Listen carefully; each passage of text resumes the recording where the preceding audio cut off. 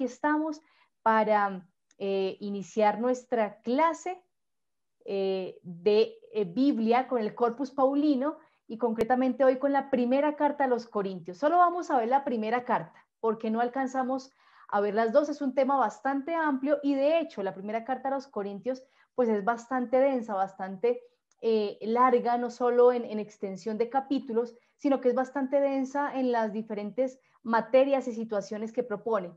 Por eso vamos a tratar de tocar hoy los temas más importantes y más relevantes de la carta que nos pueden ayudar pues a actualizar nuestra práctica pastoral y nuestra vida espiritual. Así que saludo en Facebook a María Torres, a Griselda Arteta y a todos los que ya están allí conectados. Victoria, Adriana María Calle, muy bien, y a todos los que ya están allí en conexión. Entonces, vamos a iniciar. Gracias, Margarita, por tus buenos deseos y que el Espíritu Santo me ilumine y nos ilumine a todos en este estudio que vamos a hacer. Federico, buenas tardes. Ney, muy buenas tardes. Y también Ney desde Facebook nos da un saludo a todos los compañeros. Carla María Zapata también nos damos las buenas tardes también para ti, Carla. Y bueno, entonces vamos a comenzar este fascinante mundo del estudio de la primera carta del apóstol Pablo a los Corintios. Como siempre, vamos a hacer nuestra oración para pedirle al Señor que nos ilumine y nos acompañe y nos dé la gracia de no solamente saber muchas cosas de la palabra, sino que nos ayude y nos enseñe a vivir la palabra. Cuando estamos en un curso de Biblia, lo importante no es conocer de una todos los libros, sino dejar que cada libro nos conozca. Y si nos llevamos tiempito, no importa, lo importante es gozarnos ese estudio y que lo podamos llevar a la práctica y a la vida. Así que para nuestra oración los invito a que oremos de la mano de María Santísima por las misiones, porque todo este estudio que hacemos de las cartas paulinas nos recuerdan ese carácter de bautizados, ese carácter de apóstoles, de enviados que tenemos a seguir anunciando las maravillas del Señor por todo el mundo. Así que digamos en el nombre del Padre, del Hijo, del Espíritu Santo. Amén. Oración por las misiones. Virgen y Madre María, tú que, movida por el Espíritu, acogiste al Verbo de la vida en la profundidad de tu humilde fe, totalmente entregada al Eterno, enséñanos a decir sí ante la urgencia que hoy en día es más imperiosa de hacer resonar la buena noticia de Jesús. Tú, Virgen de la escucha y la contemplación, Madre del amor, esposa de las bodas eternas, intercede por la Iglesia, de la cual eres el icono purísimo, para que ella nunca se encierre ni se detenga en su pasión por instaurar el reino. Estrella de la nueva evangelización, ayúdanos a resplandecer en el testimonio de la comunión del servicio, de la fe ardiente y generosa, de la justicia y el amor a los pobres, para que la alegría del Evangelio llegue hasta los confines de la tierra. Nuestra Señora del Santo Rosario, ruega por nosotros. Gloria al Padre, y al Hijo, y al Espíritu Santo, como era en el principio, ahora y siempre, por los siglos de los siglos. Amén. En el nombre del Padre, del Hijo, del Espíritu Santo. Amén. Bueno, muy bien. Ya siguen conectándose más compañeros, más estudiantes a nuestra clase. Así que les damos pues a todos ellos la bienvenida. Y entonces vamos a iniciar con nuestra clase. Vamos a ver si me deja compartir aquí pantalla.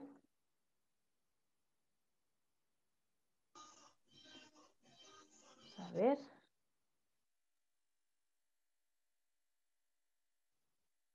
¿Me confirman si están viendo el PowerPoint?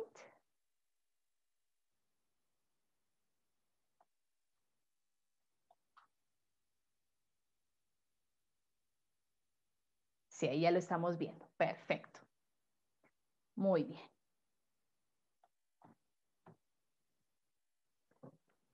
Perfecto. Gracias, Marta. Gracias, Walter, por la confirmación. Muy bien. Entonces,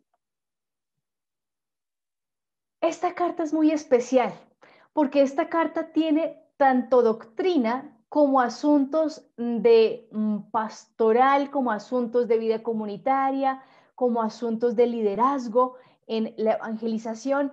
Así que por eso les decía que la carta a los Corintios, la primera carta a los Corintios es bastante amplia, bastante densa y quizás no abarquemos en su totalidad todas las temáticas, pero quise hacer como una elección de las más pertinentes para nuestro estudio y para el momento vital que también vivimos como iglesia, que nos pueden ayudar muchísimo a refrescar y a fortalecer en nuestro crecimiento espiritual, nuestra vida pastoral y lógicamente pues nuestro conocimiento bíblico. Entonces, lo primero, ¿cierto?, que hacemos cuando nos adentramos a leer un nuevo libro de la Biblia, pues es conocerlo en su estructura.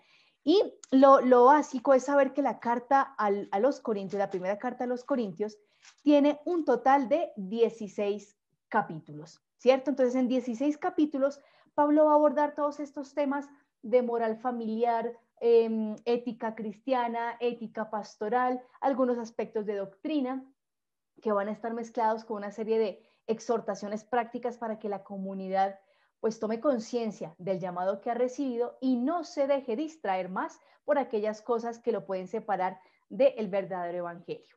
Entonces, en esos 16 capítulos, Pablo le va a hablar a una comunidad, a la comunidad de Corinto, y tenemos nosotros que ubicarnos geográficamente, ¿cierto? ¿Dónde queda Corinto? Miren ustedes, aquí les voy a mostrar con el cursor, en la fotografía de la parte superior izquierda, ustedes pueden ver aquí a la ciudad de Corinto. Fíjense que queda ubicada estratégicamente, ¿cierto?, en un istmo.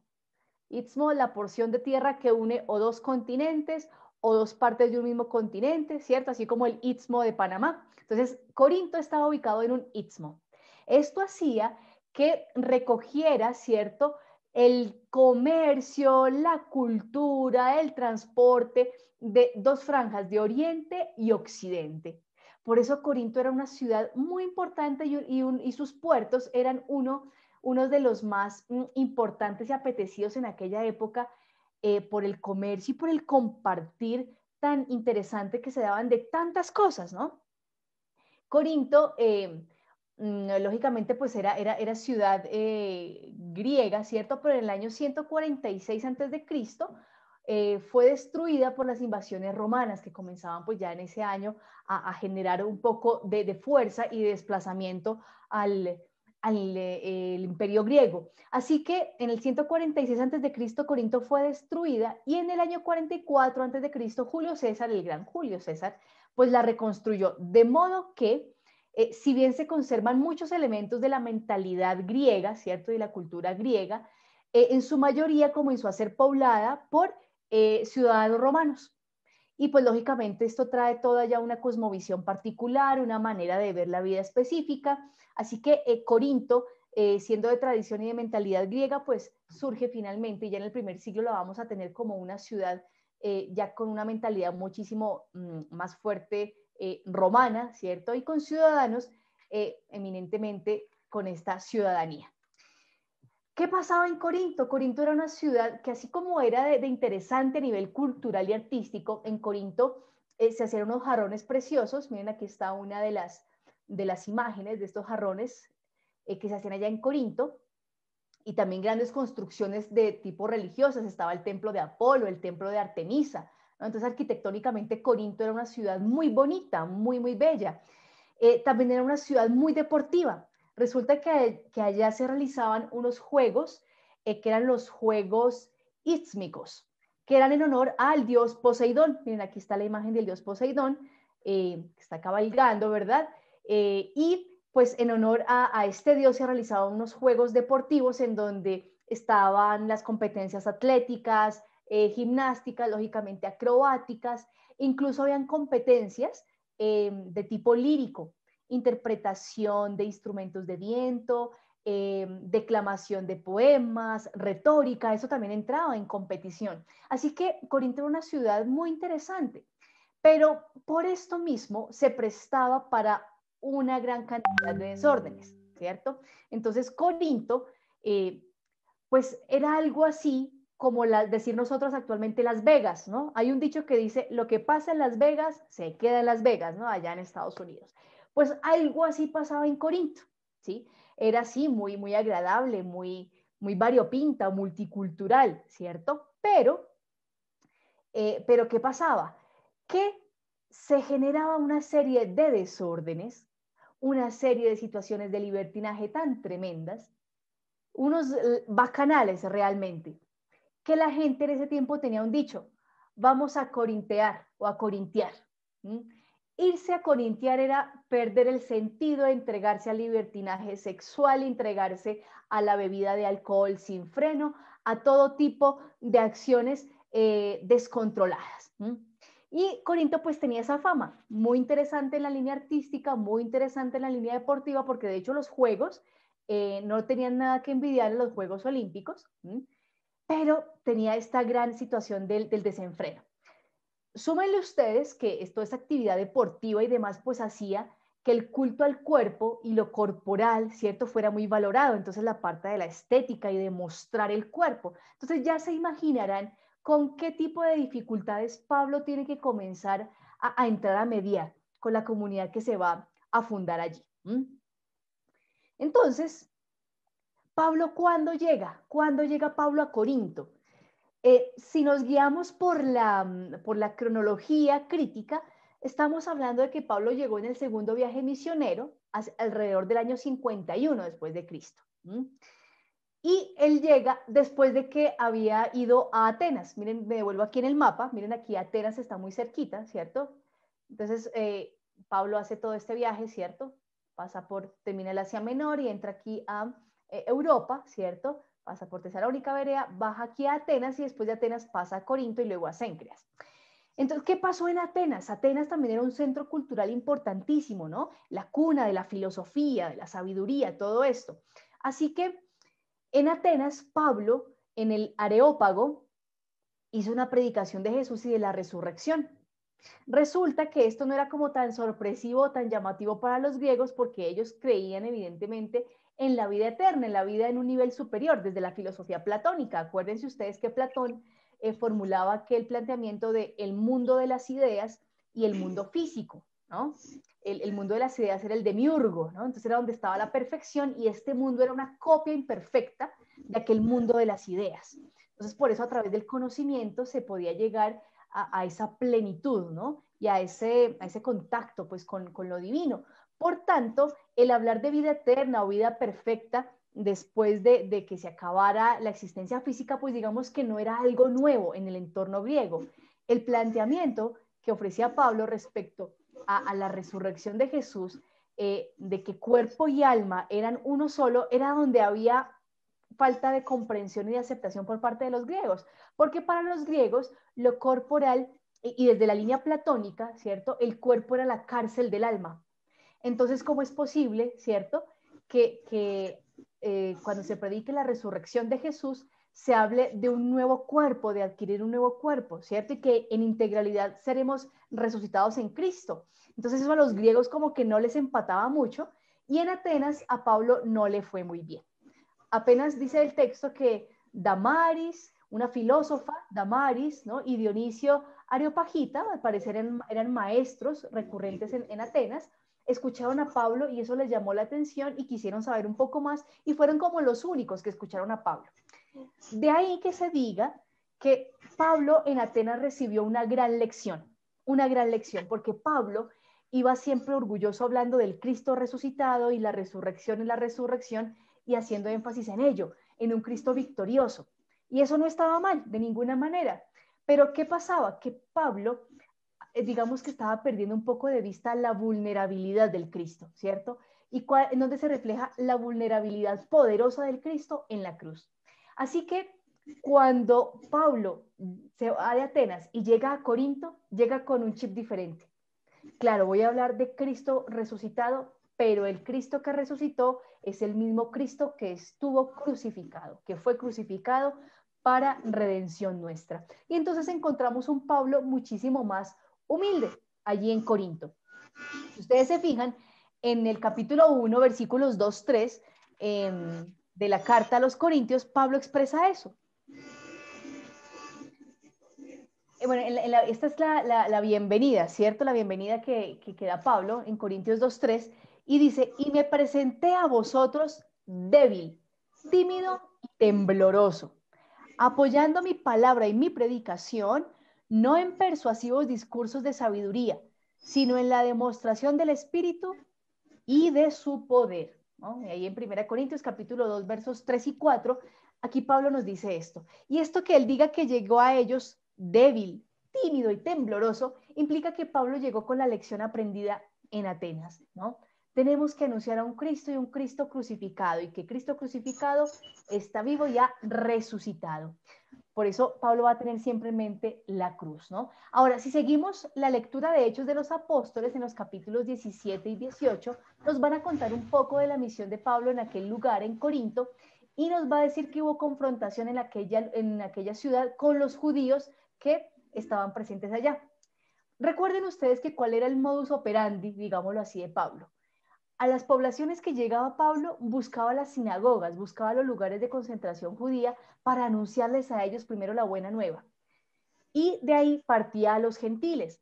Así que en Corinto hubo una confrontación con algunos de los judíos porque si bien algunos le creyeron y se unieron a Pablo, ¿cierto? Hubo otros que comenzaron a sentir envidia porque Pablo estaba reuniendo a gran cantidad de gentiles, ¿cierto? Y de algunos judíos en torno a la fe en Jesús. Así que los judíos arman un motín bastante complicado en Corinto y esto genera la confrontación y el choque. Esto hace que Pablo desista de mantener el diálogo con los judíos presentes en Corinto y él se dedica netamente a la evangelización de los gentiles.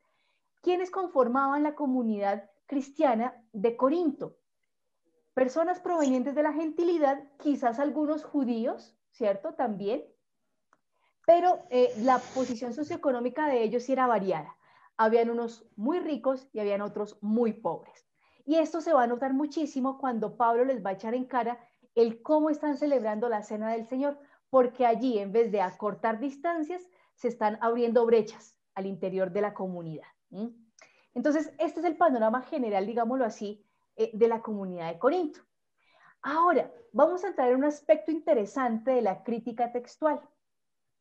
Y resulta que nosotros tenemos en nuestro canon, ¿cierto? En nuestra Biblia, 2 cartas a los Corintios, pero en realidad fueron 2.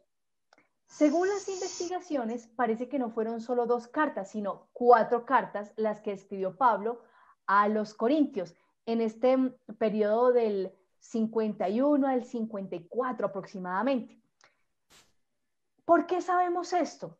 Porque en las 2 cartas canónicas que nosotros conservamos se mantienen fragmentos que hablan de otras comunicaciones, pero no las tenemos. Entonces, eso a los investigadores les ha permitido unir elementos, ¿cierto? Unir informaciones para darse cuenta que probablemente hubo 4 cartas realmente las que fueron escritas a los corintios, 2 de ellas se perdieron. Entonces, la primera carta que escribió Pablo a los corintios, esa se perdió. De esa no tenemos ningún tipo de material escrito, no lo tenemos. Pero ¿cómo sabemos que Pablo escribió una primera carta? Miremos rápido, 1 Corintios capítulo 5, 9, 11.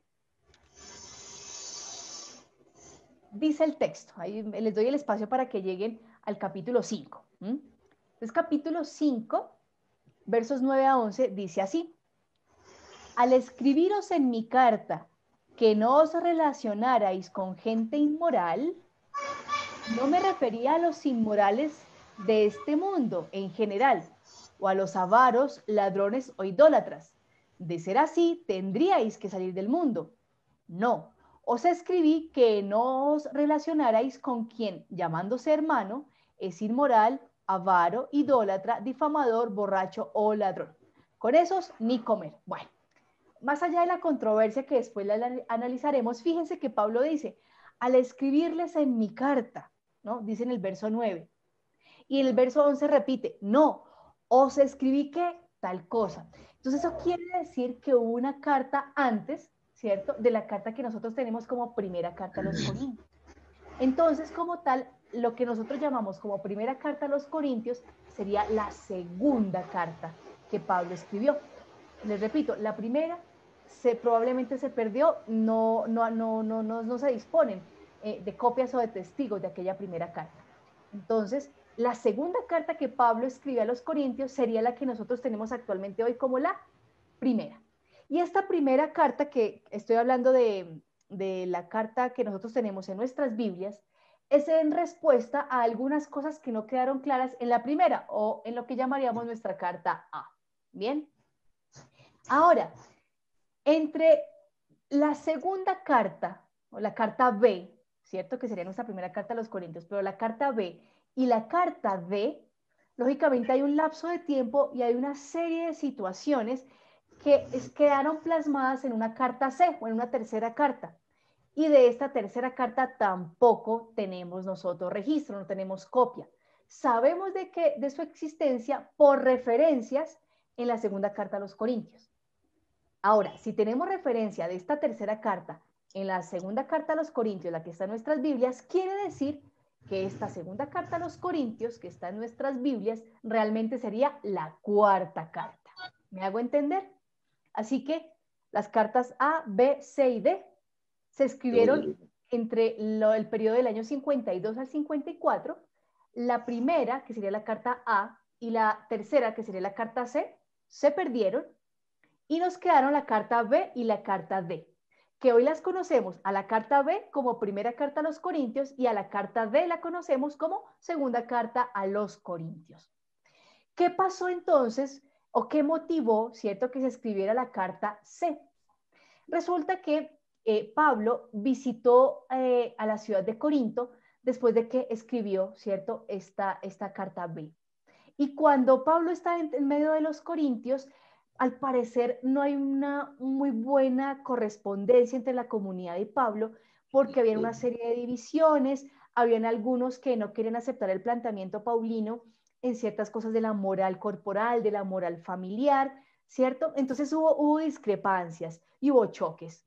Entonces Pablo en esa carta C va a escribir que se sintió dolido, de que no se sintió bien recibido cuando estuvo en medio de ellos. Y esa carta C los estudiosos la van a llamar como la carta de las lágrimas, en donde encontramos de pronto una alusión a esta carta C.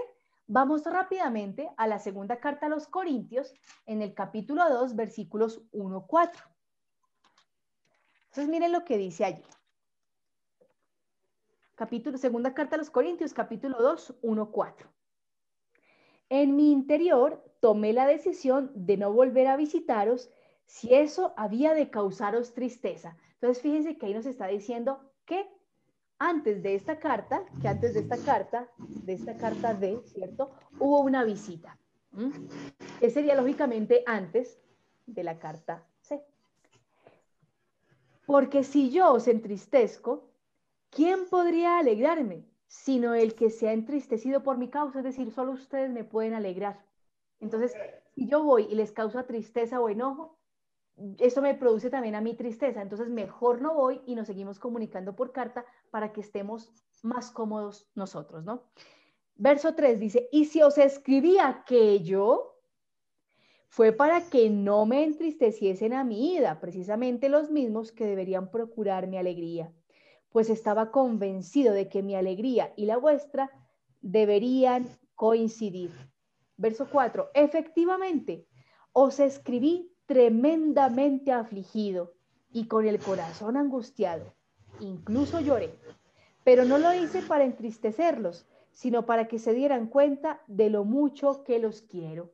Entonces, al parecer, esta carta se estuvo muy cargada de emociones, de afectos encontrados, ¿no? En el que quizás Pablo, al son de una serie de correcciones, ¿cierto? Que había mandado en su carta B y que cuando fue a visitar quizás no vio materializadas, pues se va con tristeza de quizás la pugna que hubo con la comunidad, de las discrepancias, ¿no? Y se va dolido, Pablo se va muy dolido, y cuando está en Éfeso, ¿cierto? Porque Pablo después de pasar a Corinto y Cencreas va a Éfeso, y estando allá en Éfeso es cuando visita por un momento a los corintios, no le va bien en esa visita y se devuelve, y estando en esta de vuelta, él escribe esta carta C. Dice incluso el texto, ¿no? Con lágrimas. Evidentemente tuvo que haberles escrito cosas muy fuertes, Pablo, a la comunidad, para que lograran entrar nuevamente en comunión, para que estuvieran de un mejor ánimo. Y entonces, ¿qué pasa? Después de que Pablo envía esta carta C, es importante verificar que las cosas vayan bien, porque a Pablo le interesa que la comunidad esté bien y que la comunidad esté bien con él y que se entienda que lo importante es buscar la verdad y el bien para todos. Entonces, ¿qué hace Pablo? Pablo envía a Tito, a su colaborador Tito. Y Tito entonces funciona como una especie de intérprete entre Pablo y la comunidad, más que intérprete, como mediador. Entonces Tito va a decir, miren muchachos, lo que pasa es que Pablo lo que quiere decir es esto y esto y esto, porque si ustedes persisten en este tipo de comportamientos, no van a dar buen testimonio. Si ustedes persisten en tales tipos de pensamientos, pues están dañando a ustedes mismos. Entonces Tito va a ser como el mediador. Y gracias a que Tito hace una excelente labor de reconstruir la amistad entre Pablo y la comunidad, de zanjar las diferencias, de aclarar las dudas, es que a su retorno a Éfeso, Tito le dice a Pablo, mira, ellos te quieren mucho, ya entendieron, ya comprendieron tu punto de vista, tú entiendes también que ellos están pensando esto y esto y esto, entonces Pablo también adquiere un mejor ánimo y por eso Pablo escribe la carta D, para decirle que está muy contento de que hayan tenido esos buenos sentimientos para con él y le explica que él varias veces había querido volver, pero no había podido y que por eso envió a Tito. Bueno, en fin, esto para que ustedes noten que la correspondencia que Pablo sostiene con las comunidades no es una correspondencia de tipo burocrática, ¿no? O para asentar situaciones de autoridad, de peso, no. Es para ayudar a crecer a la comunidad y para seguir fomentando la amistad. Para eso son estas cartas. Entonces, fíjense que de las 2 cartas, de las 4 cartas que escribió Pablo a esta comunidad de Corinto, solo nos quedó el registro y nos quedaron copias de 2 de ellas, de la segunda y de la cuarta, que nosotros hoy conocemos como primera carta a los Corintios y segunda carta a los Corintios, respectivamente. Muy bien. Esta última carta de los Corintios, que sería la segunda carta en nuestro canon, fue escrita en Macedonia, hacia el año 57 o hacia el año 58 aproximadamente. Entonces, fíjense, desde el año 51 que Pablo llega a evangelizar a Corinto, ¿cierto? Se establece la comunidad, pasan alrededor de 7 años, ¿cierto? 6, 7 años, y en esos 6, 7 años hay toda esta situación tan dramática que se vive, este compartir de correspondencias, pero sobre todo el interés porque la comunidad se sienta amada y se sienta respaldada por aquel que ha aportado a su evangelización. Entonces, ya teniendo un poquito más de claridad respecto a la escritura de todas estas cartas, ¿cierto? Vamos a mirar las temáticas principales de la primera carta a los Corintios. Y me gustaría que ustedes tuvieran la Biblia allí abierta, ¿cierto? Y que vayan siguiendo conmigo los capítulos que vamos a seguir estudiando. Bien, entonces, una primera temática de la carta a los Corintios es la llamada a la unidad. Qué pena con ustedes, me faltó aquí una A. Llamada a la unidad. ¿Qué pasaba en la comunidad? Imaginémonos que la carta A, que se perdió, ¿cierto? Estaba planteando una serie de dificultades graves en la comunidad. Y eso generó en que hubiesen pequeños grupos en la comunidad, ¿cierto? Eso llega a oídos de Pablo, porque recuerden ustedes que misioneros iban y veían y habían comentarios, ¿cierto? Y como los cristianos ya estaban comenzando a notarse un poco más, entonces si algún cristiano hacía una cosa indebida o llamativa, pues eso cundía rápidamente, el chisme, ¿no? Cundía rápidamente. Entonces Pablo se comienza a enterar de una serie de cosas, ¿no? Y por eso en la carta les escribe a ellos qué está pasando. Y hay una división porque hay simpatías con ciertos líderes y hay ciertas tendencias, es decir, la comunidad o la iglesia en Corinto se estaba dividiendo por simpatías con los líderes que estaban evangelizando. Entonces, si ustedes miran en 1 Corintios 1, 10, 13, ¿sí? Es con lo primero que comienza Pablo, después del saludo, ¿cierto? Después del saludo tan bonito que hace Pablo en los versículos 1 al 9 de la carta. Fíjense que en el verso 10 dice, os exhorto, hermanos, en nombre de nuestro Señor Jesucristo, a que seáis unánimes en el hablar, y no haya entre vosotros divisiones, a que estéis unidos en una misma forma de pensar y en idénticos criterios. Miren, aquí va el chisme, verso 11, capítulo 1, verso 11. Lo digo, hermanos míos, porque los de Cloé fueron a contarle a Pablo, me han informado de que existen discordias entre ustedes. Cuando hay situaciones difíciles en las comunidades, ¿cierto? Digamos que hay situaciones de situaciones. Hay unas que se notan, pero digamos que no son tan graves y se pueden subsanar. Y digamos uno dice, bueno, esto es normal por tal circunstancia, qué sé yo, por diferencias de edad o de pareceres o de procedencia, pero eso se subsana. Pero hay otras cosas que no son tan habituales y que escandalizan y que generan impacto. Y tal serían las situaciones que se estaban viviendo en la comunidad de Corinto, que los de Cloé se ven obligados a hablarle a Pablo, mire, allí está pasando esto, esto y esto. Dice, me refiero, Pablo en el verso 12, a que cada uno de ustedes anda diciendo, yo soy de Pablo, yo de Apolo, yo de Cefas, yo de Cristo. ¿Está dividido Cristo? Y es que al parecer, en la comunidad de Corinto, como estaban, después de que Pablo se fue de Corinto para seguir evangelizando, ¿quién asumió el rol evangelizador allí? Apolo, ¿sí? Y Apolo era un judío que se convirtió al cristianismo, pero Apolo se formó en Alejandría, allá en Egipto, ¿cierto? Y era una persona supremamente sabia en las escrituras. Pero como se formó en Alejandría, tenía una cosmovisión y una manera, ¿cierto?, de estudiar y de expresar la verdad bíblica muy al estilo de los griegos. Entonces, muy al estilo intelectual, muy con esto del aspecto de la filosofía y la sabiduría griega, ¿cierto? Y al parecer, este predicador Apolo había sido discípulo del Bautista, parece, o estuvo muy cercano a los círculos del Bautista. ¿Por qué lo decimos? Porque recuerden ustedes que en Hechos de los Apóstoles, cuando Apolo se encuentra con Priscila y Áquila, ¿cierto? Él les dice que solo conocía, el texto dice que él solo conocía el bautismo de Juan, no conocía el bautismo en el Espíritu. Así que muy probablemente él estaba asociado o conocía algunos elementos de la predicación de Juan el Bautista, pero estaba evidentemente formado en la fe en Jesús y pues con toda la ayuda que recibió de Priscila y Áquila, pues él estaba ya muy enfocado y en la labor que estaba haciendo con los corintios pues era muy buena, muy interesante. Pero entonces habían algunos que comenzaban a decir, uy, pero a mí me gusta más como habla Apolo, está más interesante su postura, su filosofía, claro, es que esto es esto es de mentalidad, esto es de algo racional. Y quizás se iban, ¿cierto?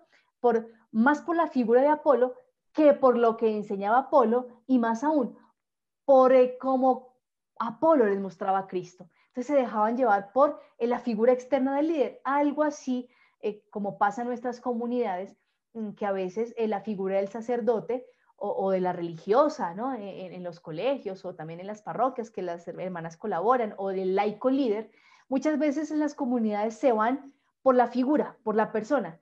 Y si cambian a esta persona, si trasladan al sacerdote, si cambian a la hermanita, si cambian al líder laico, entonces la comunidad se desbarata, porque la comunidad se asocia entonces es al líder, a la persona, pero no se asocia a Cristo. Eso estaba pasando respecto a Apolo. Otros estaban más en la línea paulina, del estilo de la predicación de Pablo, de los postulados, de la forma en que él observaba y planteaba el crecimiento eclesial. Entonces, había otros que decían, no, yo no me voy con Apolo, yo escucho es a Pablo. Y había otros que decían, no, yo me voy es con Cefas, o sea, con Pedro. No hay evidencia histórica y es muy poco plausible, muy poco posible que Pedro haya predicado en Corinto. Pero el hecho de que diga Pablo aquí, que digan algunos que son de Cefas, corresponde probablemente que han llegado algunos judíos,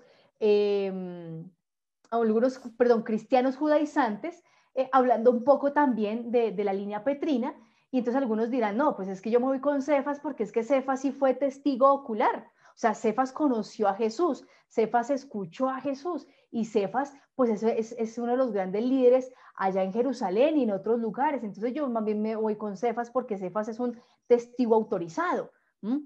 Entonces, habían muchos que por eso mismo tenían recelo con Pablo y con Apolo, porque Pablo y Apolo pues no fueron testigos oculares, no conocieron a Jesús físicamente, entonces tenían cierto recelo. Entonces, la comunidad estaba muy dividida, ¿no? Y entonces Pablo les va a decir esto: ustedes, ¿por qué andan diciendo que es que yo soy de Apolo, yo soy de Pablo, yo soy de Cefas?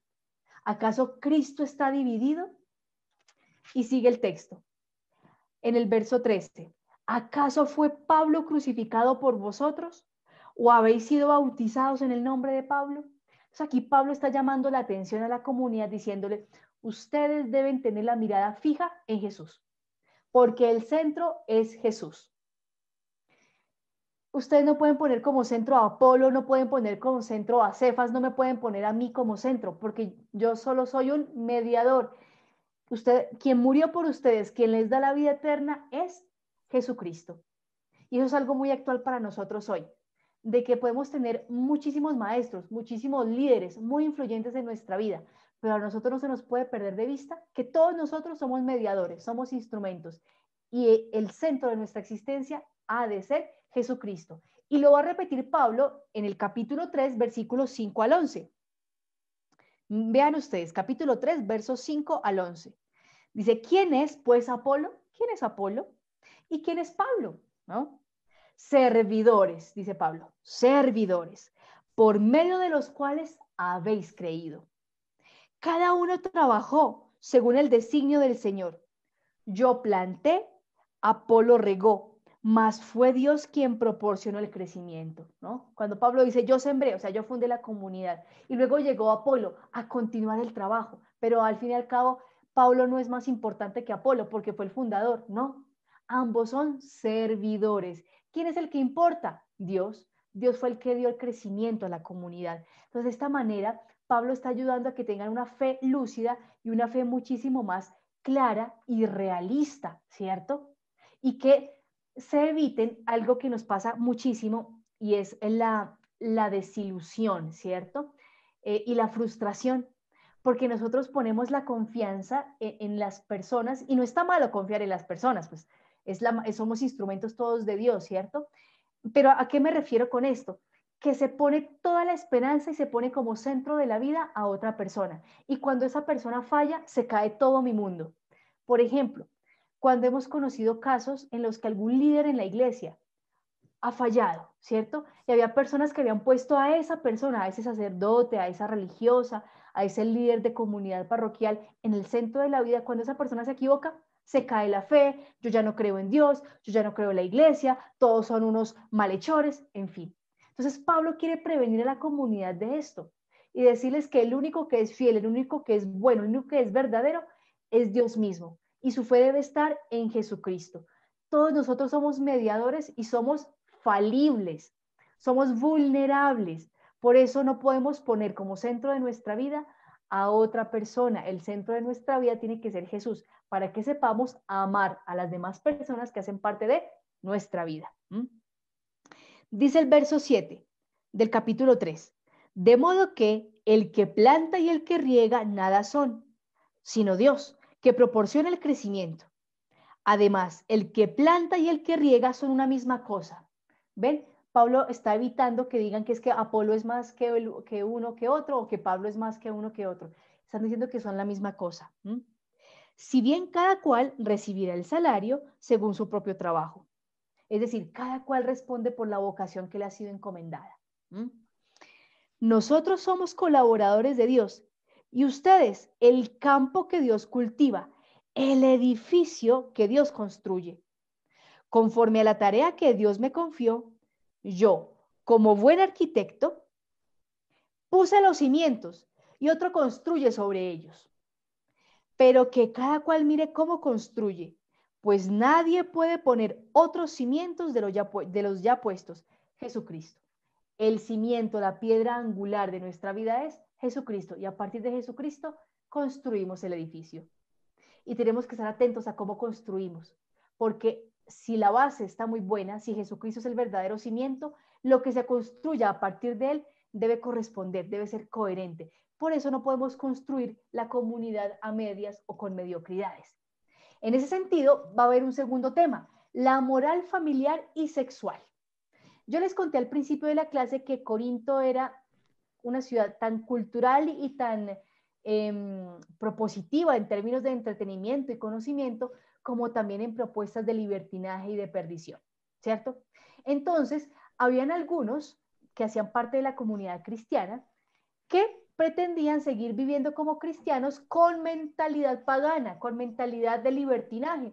Y entonces ellos decían, pues todo nos está permitido, y vivían de todo, ¿sí? Vivían de todo. Se entregaban a todo tipo de impulsos, a todo tipo de deseos. Entonces Pablo aquí les va a insistir en algo.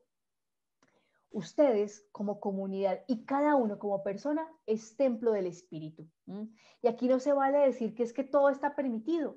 No, hay que aprender a discernir. Entonces, fíjense ustedes en la primera carta a los Corintios, capítulo 6, versículo 12, lo que va a decir Pablo. Mire, capítulo 6, verso 12. Todo me es lícito, pero no todo me conviene. Todo me es lícito, pero no me dejaré dominar por nada. Nosotros en este tiempo del siglo XXI, hermanos, podemos estar experimentando una atmósfera corintiana en el que la ambigüedad es la reina, ¿cierto? Y como diría aquel filósofo, se me va el nombre ahorita, que hablaba de la sociedad líquida. Y eso quiere decir que no hay parámetros, no hay límites y todo vale. Entonces está bien que uses tus redes sociales, por ejemplo, para exhibir tu cuerpo de una manera negativa, de una manera grotesca, ¿no? Está bien que robes algo del presupuesto que te adjudican en la administración, desde que no se noten las cuentas, todo está bien, ¿no? O desde que favorezca a los tuyos, pues hagamos esa trampita y todo queda bien, ¿cierto? Muchas veces estamos manejando una doble conciencia, una doble moral, o más bien una conciencia laxa. Entonces, este consejo aquí de Pablo nos llega muy al corazón, porque si bien a nosotros nadie nos está diciendo no haga, no haga, no haga, no haga, no todo nos está permitido. Nosotros no podemos dejarnos dominar por cualquier cosa que venga, por cualquier moda que se imponga, a nivel espiritual, a nivel de moral familiar, ¿cierto? Porque como todo el mundo lo hace, entonces yo también lo hago. Atención a eso. Y revisemos nosotros en nuestro comportamiento. ¿En qué momentos y en qué actos yo me estoy dejando llevar por la masa? ¿En qué momento yo me estoy dejando llevar por el todo vale? Por aquello de que desde que no me pillen, ¿no? Desde que no me vean, pues yo sigo haciendo y diciendo de esta y otra manera. Entonces, atención ahí. Miren lo que va a decir el verso 20 del mismo capítulo 6. Dice, habéis sido comprados a buen precio. Usad pues vuestro cuerpo para honrar a Dios.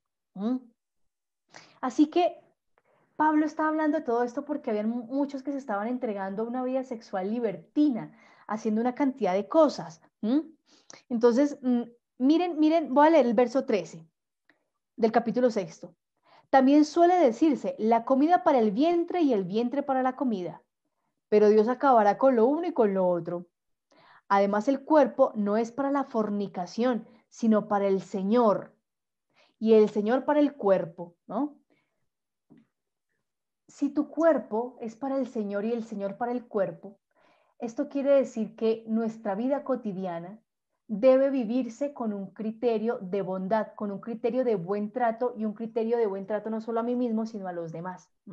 Aquí Pablo está citando el caso de la fornicación y recuerden ustedes que cuando veíamos la carta a los tesalonicenses, ¿cierto? Analizábamos también el término y nos dábamos cuenta que la fornicación va más allá de una relación sexual ilegal, ¿cierto?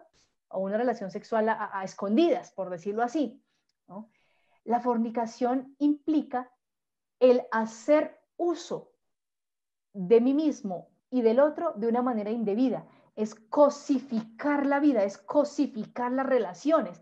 Yo vuelvo al otro objeto y yo soy para el otro un objeto de placer, de desenfreno, de manipulación, ¿cierto? Entonces, cuando aquí Pablo nos dice que el Señor el cuerpo es para el Señor y el Señor es para el cuerpo, no nos está diciendo no baile, no tome, no disfrute de la relación sexual con su pareja. No, no nos está diciendo eso. Nos está diciendo es que vivamos la vida con el criterio de bondad del Señor. Cuando estás en la intimidad con tu esposa, con tu esposo, es un momento de honrar al Señor, de expresar en cada caricia ese amor y ese respeto que se tienen y que es un momento en que viven solamente los dos, es un momento de intimidad. Esa es una manera, honrar el matrimonio desde esa unión marital conservada, sagrada, consentida, valorada, ¿cierto? Es una manera de honrar a Dios. Cada vez que ustedes tratan y yo tratamos a nuestros amigos, a las personas que trabajan con nosotros como personas y no como cosas, estamos haciendo que el cuerpo sea del Señor y el Señor para el cuerpo.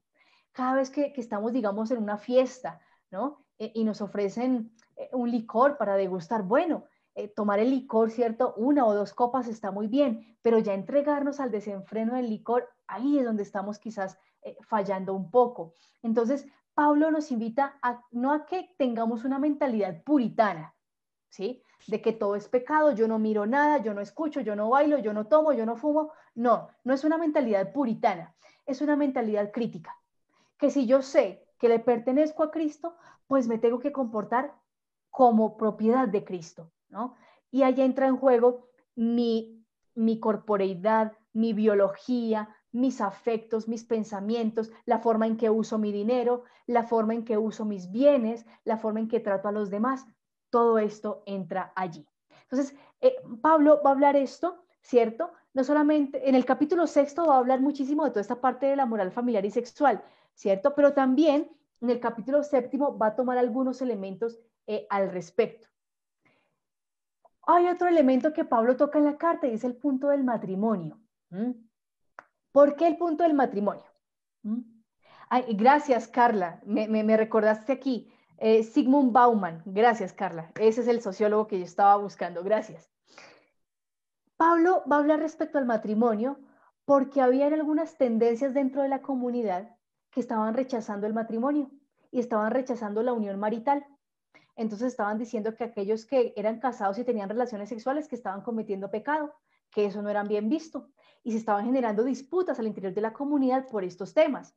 Ahora, también había una serie de dificultades porque habían casos de matrimonio en el que la mujer era cristiana y el esposo pagano o viceversa. Entonces comenzaban a disputar si estos matrimonios eran legales o no eran legales o si estaban, digamos, bajo la bendición de Dios o cómo era el asunto, ¿cierto? Y también habían otras discusiones respecto a si era benéfico casarse o no. Sabían esas tres posiciones respecto al matrimonio, ¿cierto? Tener o no intimidad en el matrimonio, casarse o no, o si te casas, tienes que casarte con alguien de necesariamente cristiano, y si estás casado con un gentil, debes divorciarte, o cómo va a ser la situación. Estaban como esas tres situaciones. Entonces, ¿qué pasaba? ¿Cuáles eran las razones por las que algunos dijeran que en la unión matrimonial se tenía que, digamos, que abstenerse de la unión sexual o estar muy regulada? ¿Por qué? Resulta que en aquella época ya de finales del siglo I, el gnosticismo estaba surgiendo. ¿Y qué decía la corriente gnóstica? La corriente gnóstica hablaba de un Dios superior, que era un Dios bueno, y un Dios inferior, que era un Dios malo. Y este Dios malo, digamos que ha sido como el creador del mundo físico que vemos, ¿no? Y, eh, y por eso era imperfecto. Entonces, todo lo que fuera físico, lo corporal, todo lo que vemos y tocamos, todo eso es imperfecto, incluyendo, ¿cierto?, el tipo de unión entre las personas. Eso también es algo imperfecto, porque era como entregarse a los placeres. Y eso no era bien visto para los gnósticos, porque los gnósticos siempre querían estar muy bien en su raciocinio, muy bien en la intelectualidad, porque la mejor manera de llegar a Dios para los gnósticos era a través de la razón, ¿cierto?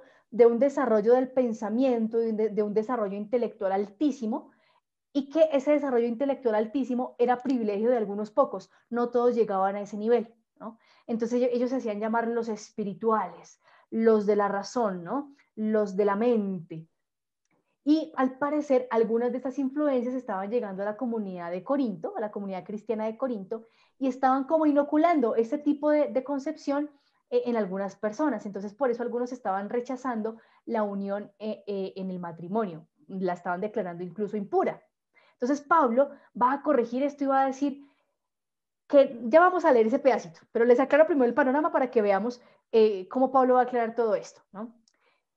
Adicionalmente a las tendencias gnósticas, ¿cierto? Estaban también estas tendencias de la filosofía platónica, en la que decía que el cuerpo, ¿cierto? Era imperfecto, era la cárcel para el alma, porque el alma era lo libre, lo pleno, el mundo de las ideas, lo que nos acercaba realmente a Dios, y el cuerpo era un limitante. Entonces, digamos que se comenzaba a gestar una visión negativa e incluso dualista del cuerpo.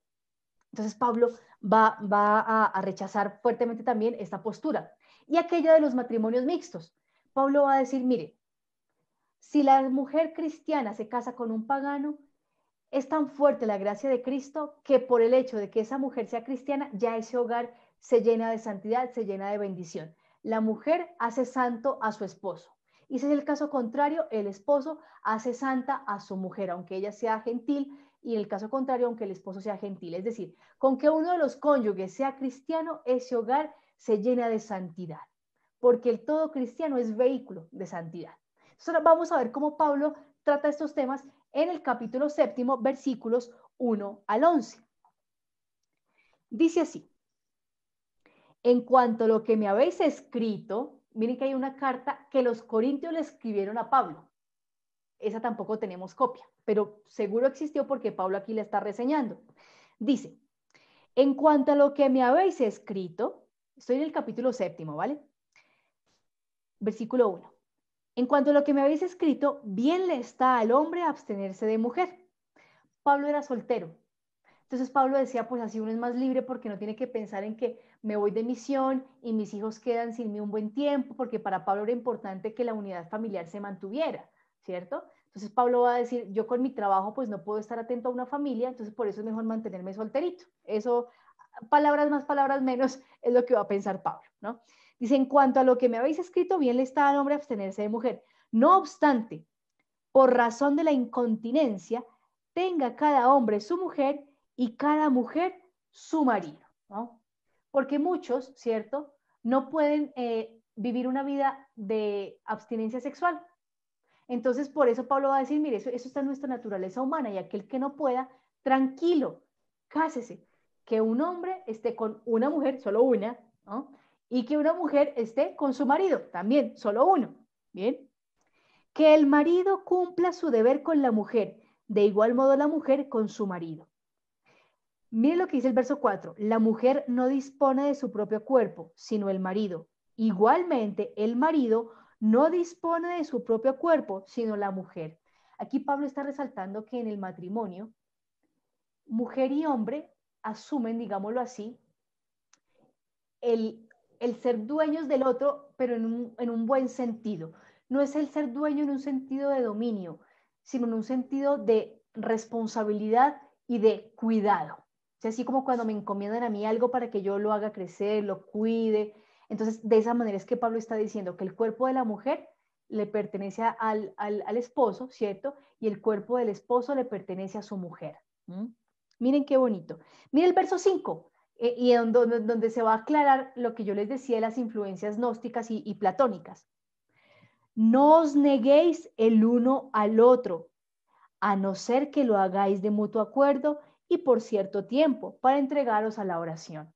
Entonces Pablo aquí está diciendo, bueno, si ustedes quieren llegar a un acuerdo de una castidad en el matrimonio, bueno, hágalo, pero que sea un acuerdo de los dos, que no sea una imposición de él o una imposición de ella, sino que sea de un acuerdo, porque así como hay acuerdo para unirse en la relación sexual, también debe haber un acuerdo para, digamos, postergarla y dejarla un tiempo, ¿cierto?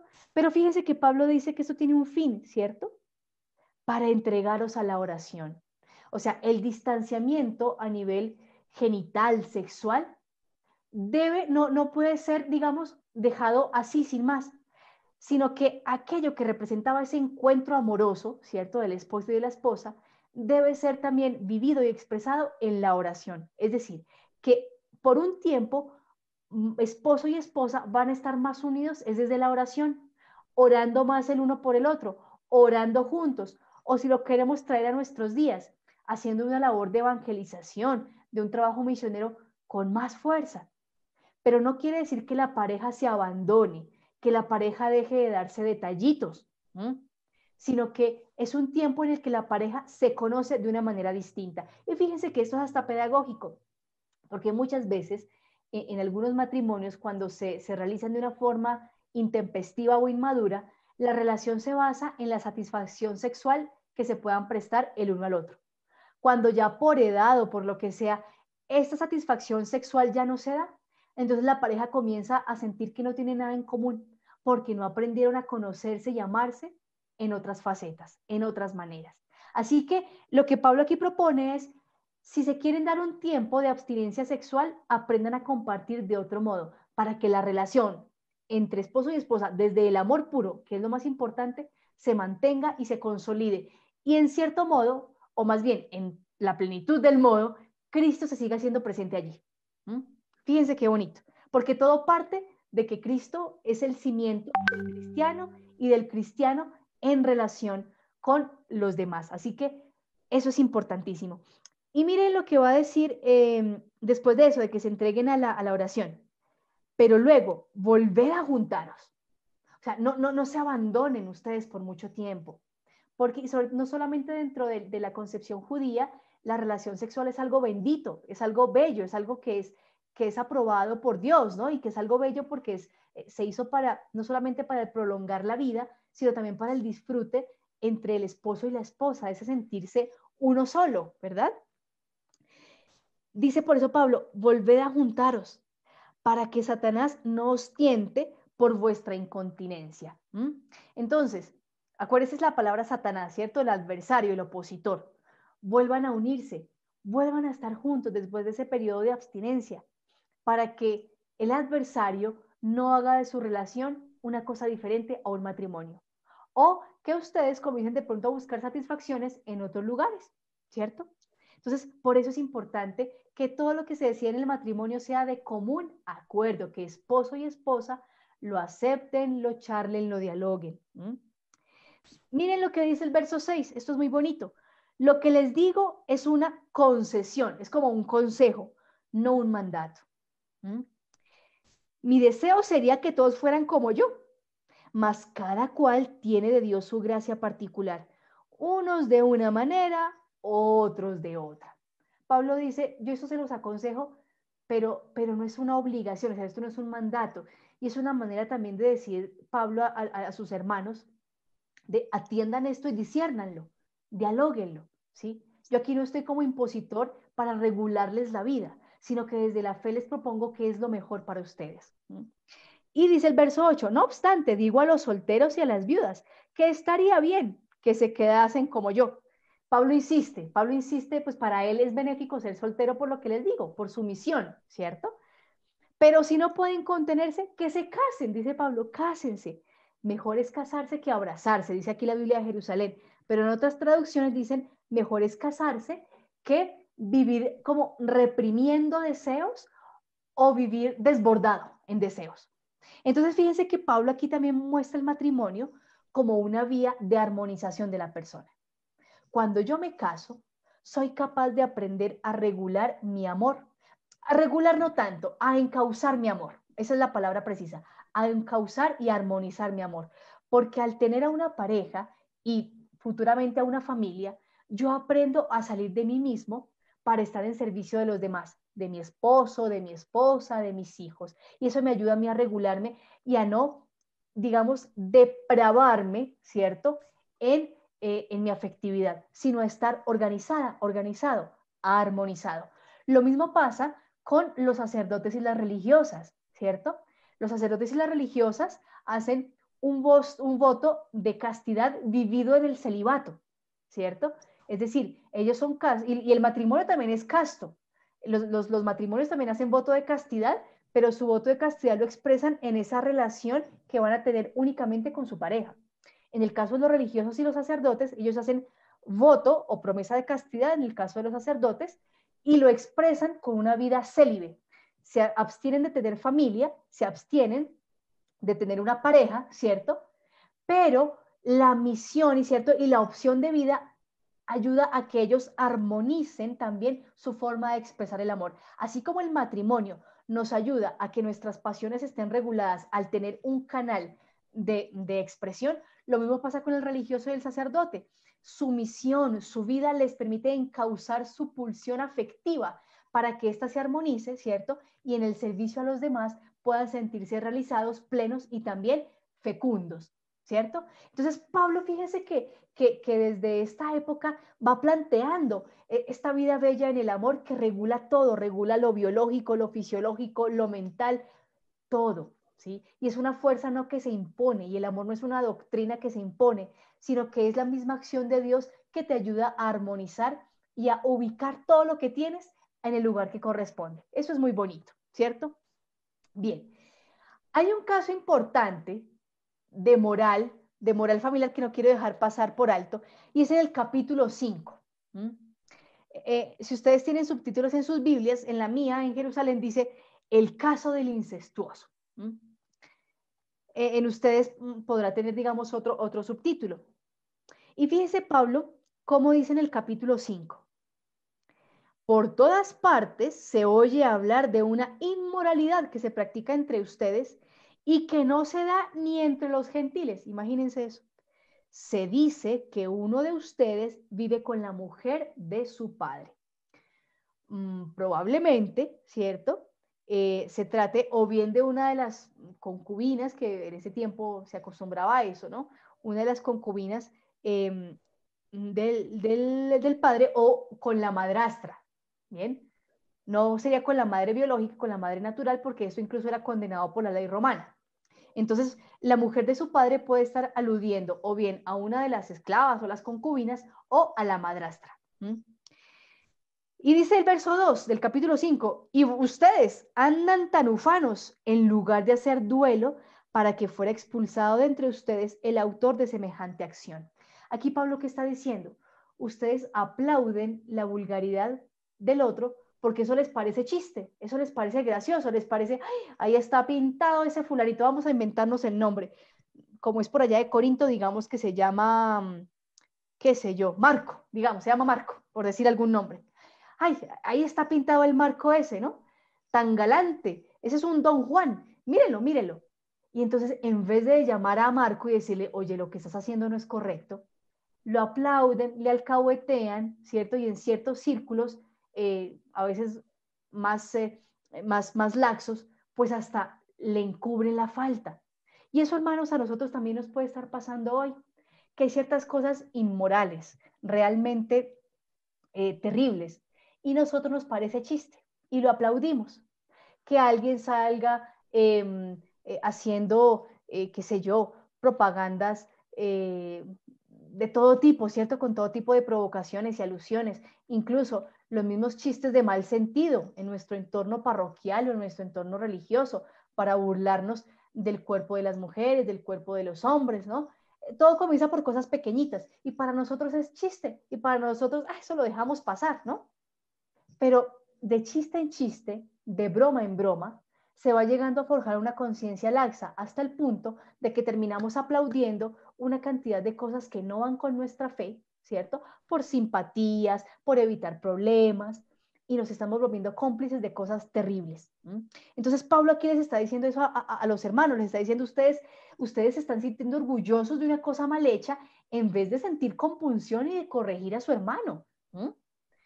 Entonces dice, pues bien, yo que estoy corporalmente ausente, pero presente en espíritu, he emitido ya mi juicio como si estuviera allí. Y entonces Pablo va a decir algo muy fuerte. Aquí Pablo va a decir algo muy fuerte, ¿no? Y va a decir que este hombre sea expulsado de la comunidad, que este hombre no haga parte de la comunidad. Nosotros hoy en nuestra pastoral no podemos tomar decisiones tan tajantes, ¿cierto? Entonces todo aquel que comete un error lo sacamos de la comunidad y listo. No, tenemos que aprender a persuadir a la persona que está en el mal camino para que retome el camino correcto.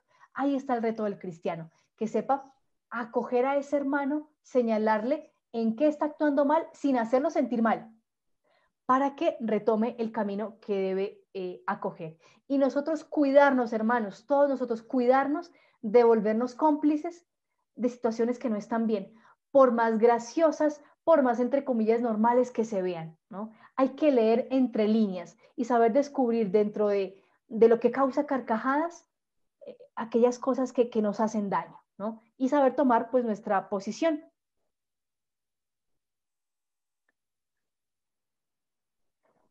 Marta, no sé si me puedes repetir la transmisión. No sé si en Facebook, los que están en Facebook, ya están viendo la transmisión normal. ¿Me confirman, por favor? Bien. Ahora, hay otra situación también en la Carta a los Corintios, es el papel y el rol que cumplen las mujeres y los hombres en la asamblea, sus roles del liderazgo. ¿Mm? Entonces, nosotros no podemos olvidar, ¿cierto?, que la vida en la comunidad está permeada por la cultura y la vida religiosa, la vida espiritual está permeada por la cultura. Y esto pasaba también pues en la comunidad de Corinto. Entonces, habían cosas que desde la fe se podían ejercer, pero que quizás eran censuradas a nivel social, concretamente con la participación pública de las mujeres en la enseñanza y en el liderazgo. En el entorno judío no era habitual que una mujer liderara, que una mujer enseñara, ¿sí? Eso no era habitual. Listo, gracias por el reporte, gracias.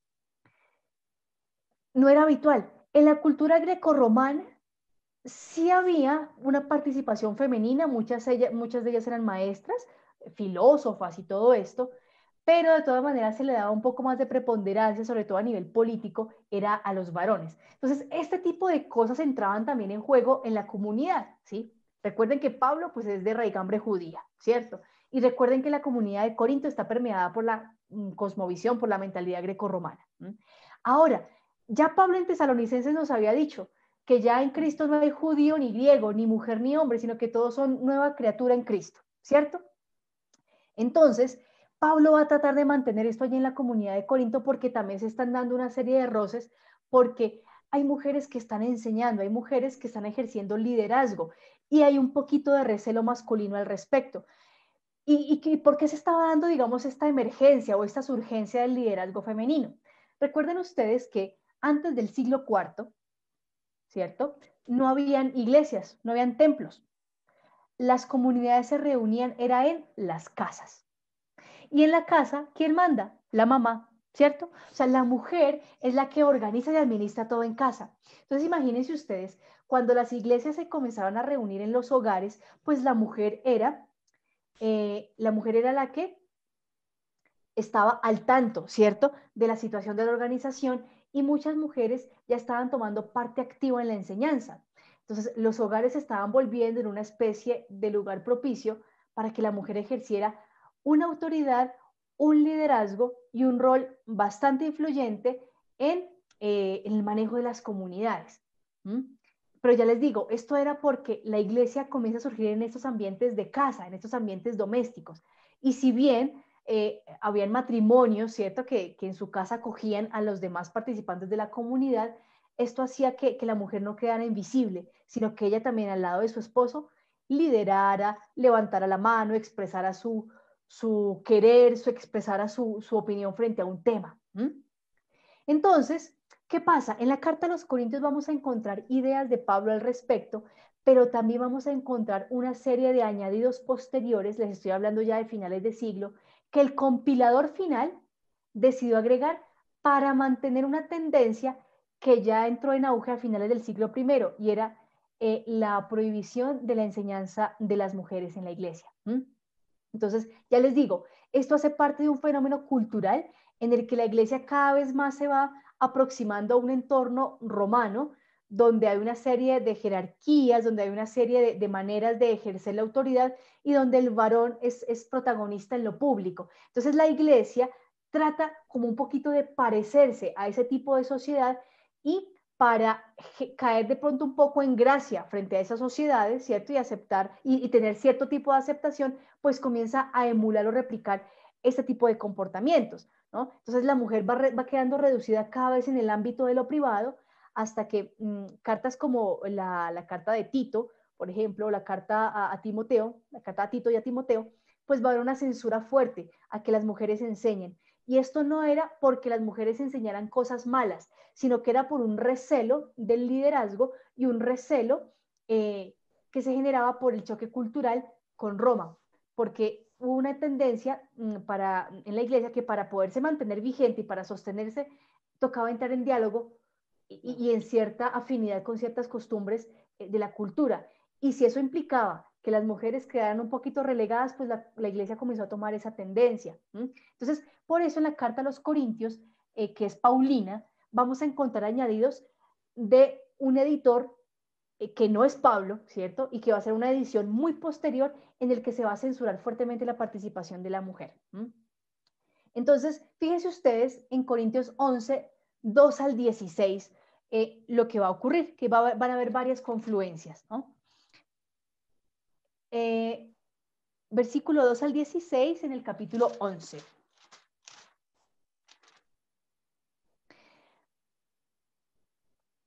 Dice esto: os felicito porque en cualquier circunstancia os acordáis de mí y porque conserváis las tradiciones tal como os las he transmitido.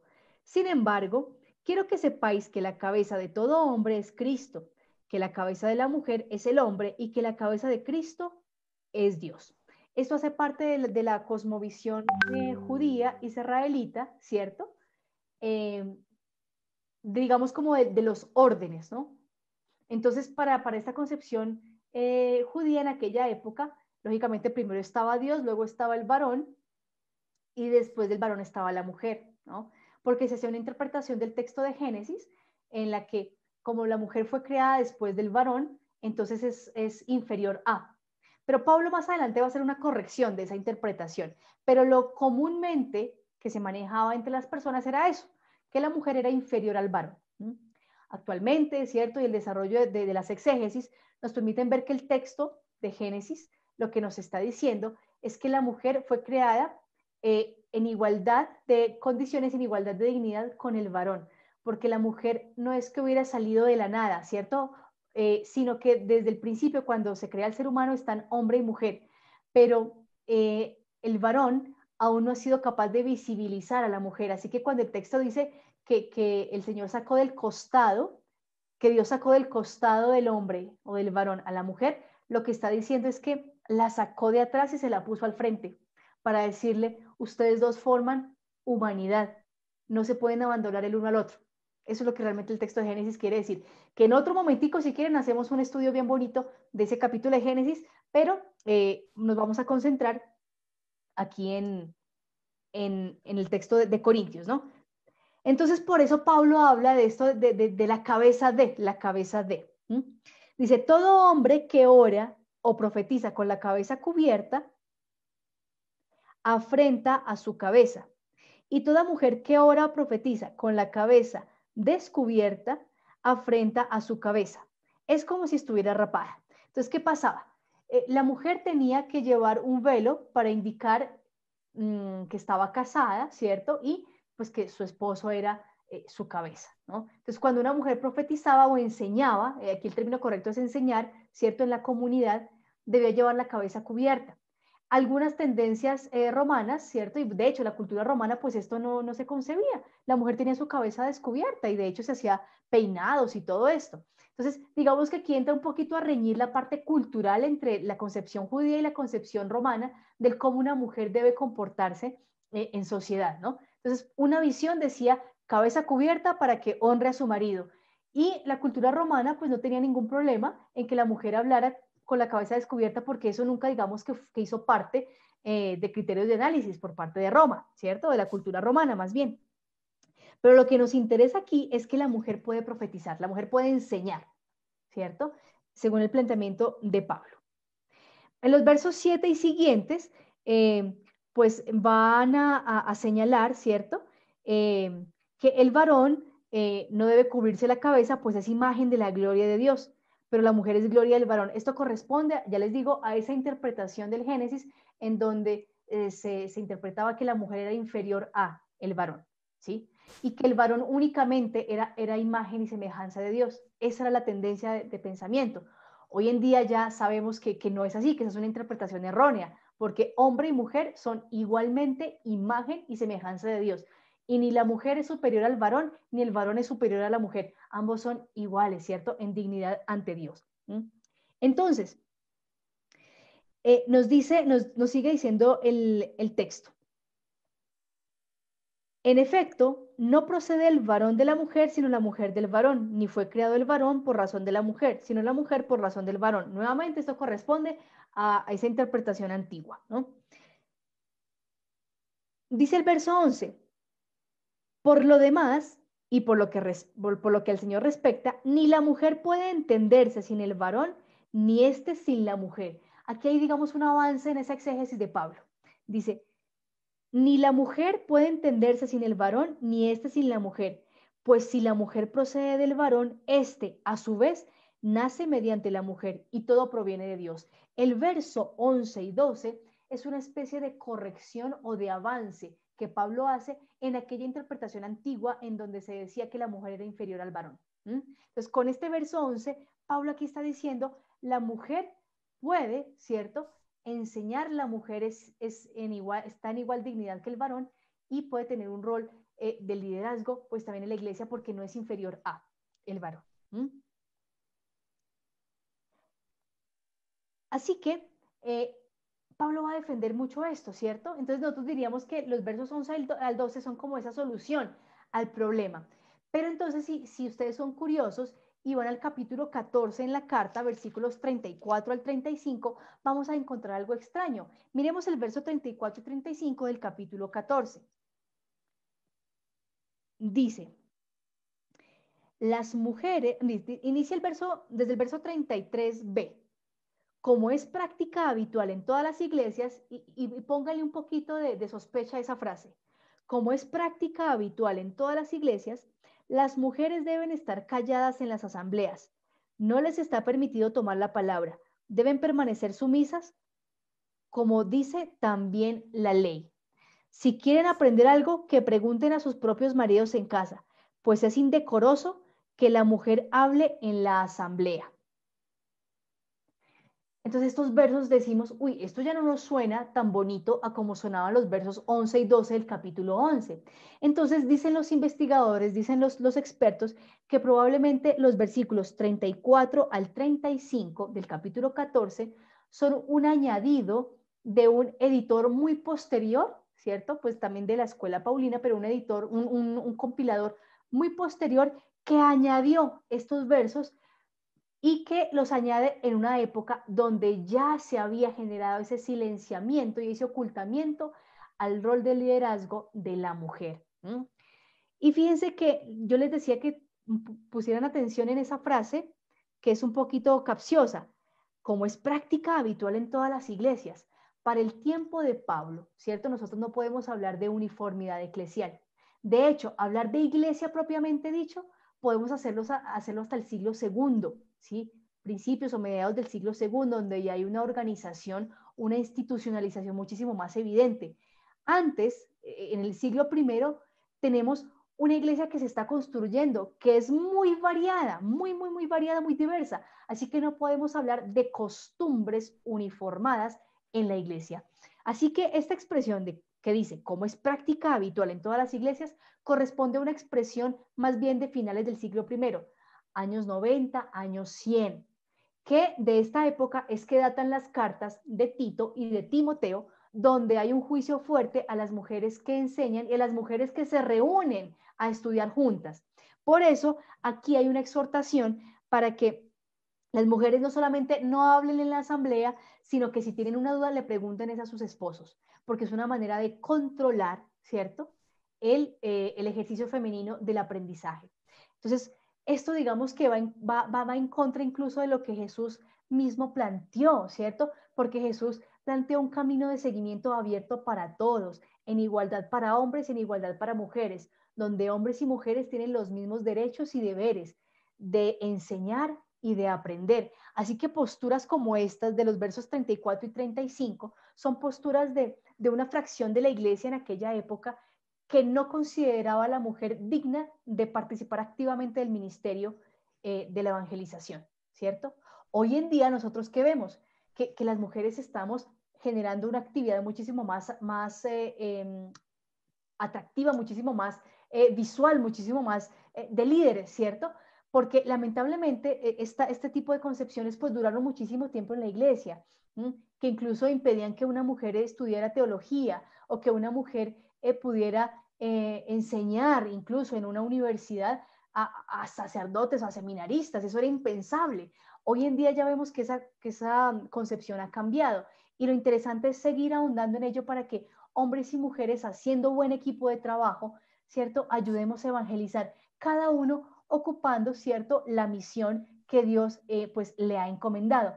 Pero quería que comentarles esto para que viéramos que las cartas paulinas y en general los libros de la Biblia pues nos presentan situaciones de tipo cultural que nosotros tenemos que mirar con pinzas, ¿cierto? Y mirarlas con pinzas en el sentido de que no debemos aplicarlas con literalidad, porque muchas de ellas están permeadas por aspectos culturales y no corresponden al verdadero sentir, ¿cierto?, de la propuesta del Evangelio. Por eso, si nosotros vemos que en la vida de Jesús se incluyeron mujeres discípulas, ¿cierto? Y mujeres como María de Magdala, mujeres muy líderes, ¿cierto?, en el cristianismo primitivo, posiciones que traten de cerrar y posiciones que traten de silenciar a cualquiera, hombres o mujeres, ¿no? Pero posiciones que traten de silenciar, eso no son posiciones del Evangelio, son posturas quizás un poco impositivas, ¿no? Entonces, por eso quería traerles a ustedes este ejemplo, les reitero, de cómo darnos cuenta y de cómo saber leer entre líneas aspectos culturales que nosotros no debemos pasar de largo, ni perdónenme la expresión coloquial, tragar entero, sino que analizar muy bien, ¿no? Entonces, para Pablo era importante que la mujer hablara y liderara en la iglesia, y por eso Pablo va a tener muchas compañeras de misión, y en sus saludos en las cartas, sobre todo en Romanos, le va a dar unos saludos a una cantidad de mujeres que él incluso va a llamar a algunas de ellas como apóstoles, porque las considera compañeras activas en la misión. Repito, posturas como las que están en los versos 34 y 35 del capítulo 11 de la carta a los Corintios, de la primera carta a los Corintios, corresponden a pensamientos de fines del siglo I y que quizás fueron incluidos en esta carta para generar un poco más de presión, para silenciar quizás un grupo de mujeres líderes y un grupo de mujeres que estaban generando algo muy interesante a nivel de la iglesia. Me dicen que en Facebook se interrumpió la conexión. No sé si alguien me puede dar feedback en Facebook, a ver si está todo bien, para que porfa me confirmen. Entonces, queda claro esta partecita aquí de la participación de hombres y mujeres en la asamblea, ¿cierto? Bien. Ahora, otro tema, ¿cierto?, que se habla bastante es, listo, perfecto, está todo muy bien, me alegra mucho, es el tema de la resurrección. Pero entonces ya son las 5:30, entonces vamos a dejar hasta aquí. Entonces yo les voy a dejar a ustedes de tarea que lean el capítulo 15 de la primera carta a los Corintios. En el capítulo 15, versículos 1 al 58, todo el capítulo 15, mejor dicho, todo el capítulo 15. Y vamos a darnos a la tarea de entender cómo Pablo describe la resurrección. A grosso modo, Pablo va a decir, la resurrección ustedes no pueden esperar que sea que vamos a revivir con este mismo cuerpo, porque eso se llama como resucitación del cadáver. Pablo va a decir, eso no es la resurrección.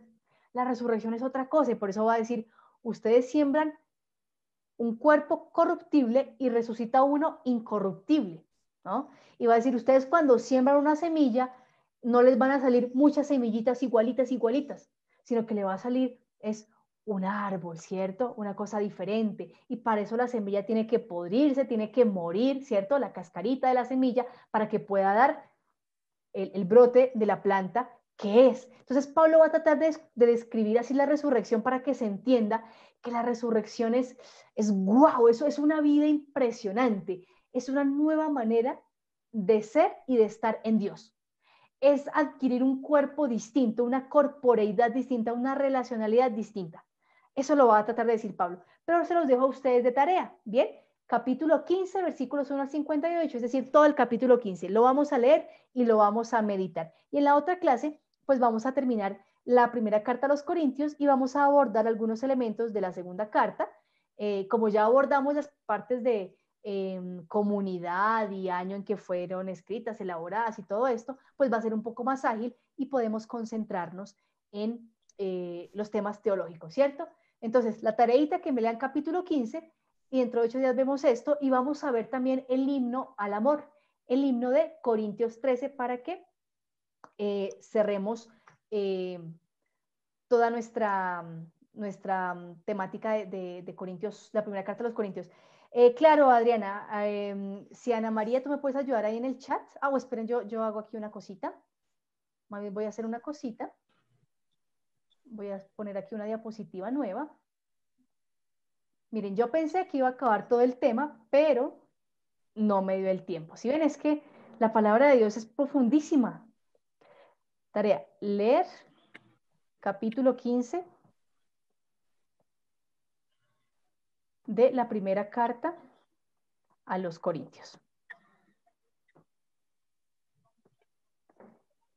Listo, Adriana, mira, ahí está la tarea. Ahí está la tarea. Leer capítulo 15 de la primera carta a los Corintios. Esa es la tareita. Leerlo todo.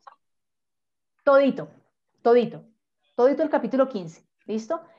Y aquí en clase vamos a mirar bien ese capítulo 15 respecto a la resurrección y terminamos la primera carta a los Corintios y también estudiamos unos elementos clave de la segunda carta a los Corintios. Muchísimas gracias por su atención. Nos veremos Dios mediante en 8 días.